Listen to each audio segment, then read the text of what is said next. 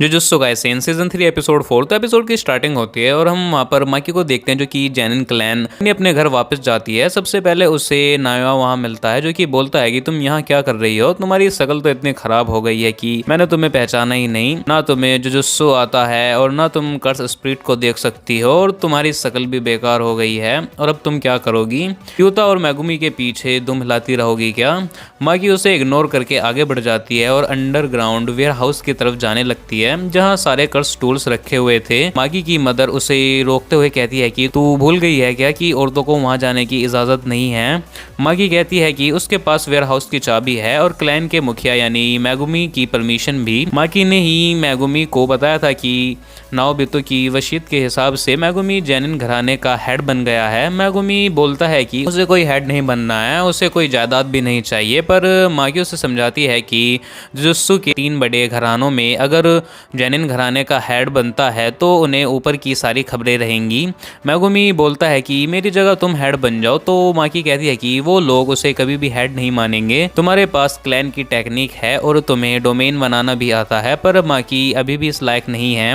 खैर, माकी की मदर उसे बहुत खरी खोटी सुनाती है, पर माकी उसकी नहीं सुनती और वेयर हाउस का दरवाजा खोल देती है और अंदर अपने फादर को देखकर शॉक हो जाती है। दूसरी तरफ जिंची नायोआ से बात कर रहा होता है कि मैगुमी जेनिन घराने का हेड बनने के लिए बेटर चॉइस है क्योंकि उसके संबंध गोजो क्लैन और कामोका क्लैन दोनों से अच्छे हैं, पर ये लोग मैगुमी को सारी जायदाद बिल्कुल हड़पने नहीं दे सकते और मैगुमी को सीधा मार भी नहीं सकते क्योंकि ऐसा करने पर गोजो क्लैन और कामो क्लैन इनके खिलाफ हो सकते हैं। लेकिन जुजुत्सु हायरप्स ने सबको नोटिस दिया है कि कोई भी गोजो को आजाद करने के बारे में सोचेगा भी नहीं और इसे क्राइम माना जाएगा। हम लोग इसी चीज का फायदा उठाएंगे और मैगुमी माकी और माई को मार देंगे और सब लोग से कह देंगे कि ये लोग गोजो को आजाद करने वाले थे। नायोआ फिर कहता है कि प्लान तो अच्छा है लेकिन इसमें अंकल ओजी की दोनों बेटियां मारी जाएंगी। तो जिंची बताता है कि ये प्लान ओजी ने ही बनाया है।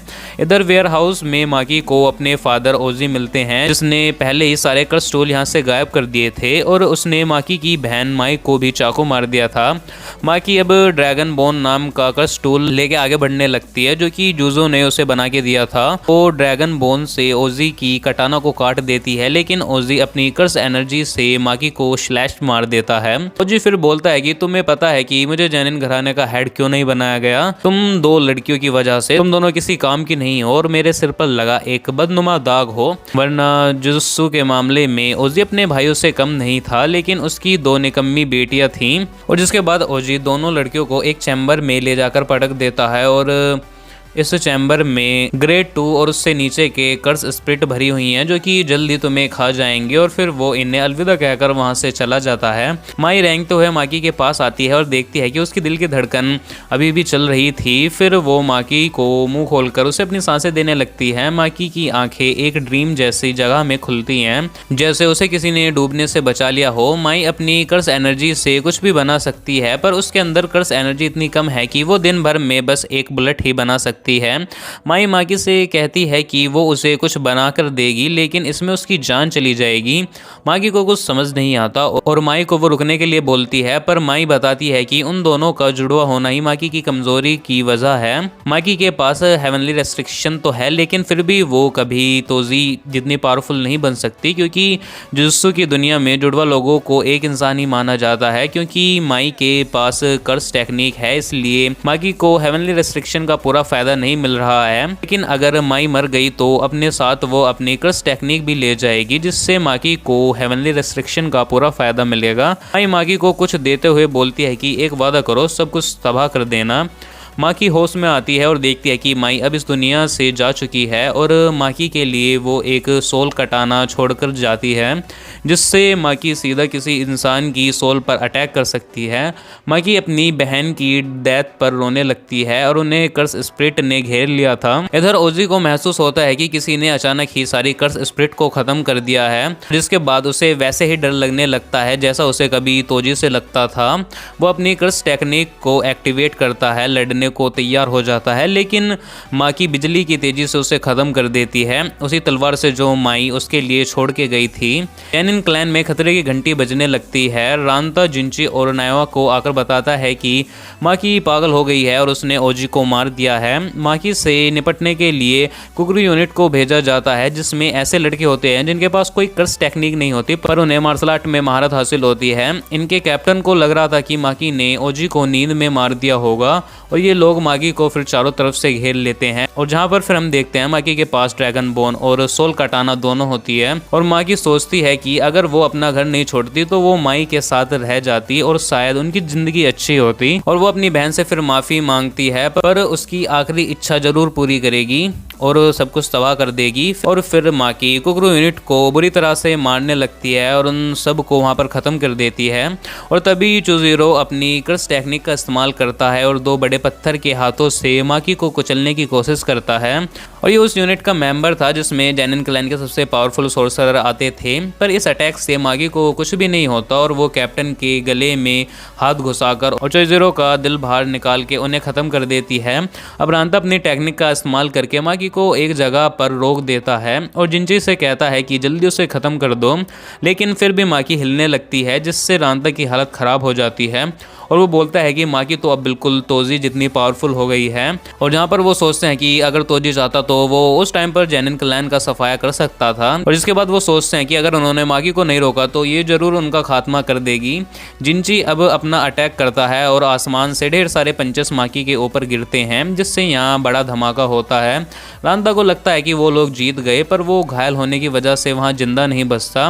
पर हम देखते हैं कि माकी तो बिल्कुल ठीक थी, उसके हाथ में जिंची था जिसे वो नदी में बहा देती है। नायवा यह देखकर बोलता है कि क्या तुम्हारे सीने में दिल नहीं है क्या? फिर माकी बोलती है कि माई अपने साथ उसके दिल को भी ले गई। नायवा जब छोटा था तभी से उसकी बहुत तारीफें होती थी और सबको पता था कि बड़े होकर वो जैनिन क्लैन का हेड बनेगा, और वो तोजी के बारे में भी सुना करता था कि वो एक लूजर है जिसके पास कोई कर्स एनर्जी नहीं है।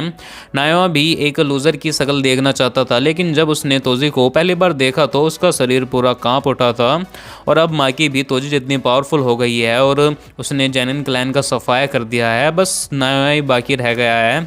नायवा अपनी सुपर स्पीड से उसके ऊपर अटैक कर देता है और उसकी मूवमेंट्स को गिनने लगता है। नायवा कहता है कि कमज़ोर को ताकतवर के बारे में हमेशा पता होना चाहिए। तोजी को अगर सच में किसी ने समझा था तो वो मैं हूँ और गोजो, लेकिन तुम तोजी नहीं हो। वो अपनी सुपर स्पीड से माकी को मारता ही रहता है और वो अपनी स्पीड बढ़ाते ही जा रहा था और वो सुपरसोनिक स्पीड से माकी पर अटैक करने वाला था, जिससे एक बार में ही माकी का नामो निशान मिट जाए और माकी इस अटैक को खुद पर लेने के लिए तैयार हो जाती है। पर नायवा रुक जाता है और उसका प्लान समझ जाता है, जिसके बाद वो अटैक करने की बजाय उसे टच कर देता है। नायवा जिस भी ऑब्जेक्ट को टच करता है तो उसके ऊपर 24 FPS का रूल लग जाता है और उसे वो फॉलो करना पड़ता है, और इस रूल में सामने वाला 1 सेकंड के लिए फ्रीज हो जाता है। नायवा को लगता है कि माकी फ्रीज हो गई है और वो उसे ख़त्म करने वाला था, लेकिन माकी पलट जाती है और बोलती है कि वो 24 FPS वाले रूल को फॉलो कर रही है और अपनी नई बॉडी की वजह से वो नायवा की टेक्निक समझ गई थी, और वो 1 सेकंड में 24 मूवमेंट करता है और वो घूमकर उसके मुंह पर एक मुक्का मारती है, जिससे नायवा के चेहरे की सारी हड्डियां चकनाचूर हो जाती हैं। और अब सिर्फ माकी की मदर ही बची थी। वो घर में जाकर उसे भी ढूंढ लेती है और उसे भी मार देती है,